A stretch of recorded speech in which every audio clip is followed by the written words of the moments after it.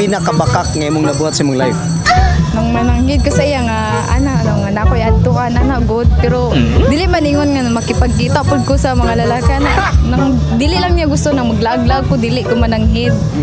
pero ako dili man pud ko sa ingon nga kuan jud perfect di ba naman pud makasala man pud ko pero mao lang jud to ko nang mananghid ko sa iya nya dili siya kabalo kung asa ko mag-adto So bakakon day ka day. nang ko day dili man always nga ingon jud Try na ba ni sulod mo sa imong hunahuna atong nag-cheat ang imong uyab ningon pag kasi imong sarili pod nga mag-cheat pud ko. Nakahuna-huna ko anak ko nga maghimalos ko sa iya pero murag dili pud ko nga murag kabalugod ko makontento gud di ba nakita na ko sa iya nag-cheat siya unya ako gusto na ko unya makauna-huna pud ko nga lain pud ba basig unsa pud ba nang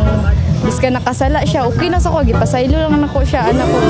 kay syempre lalaki man pud siya dili man pud tanan nga na siya tama anak god pero gintindi na lang nako siya siguro naay ko lang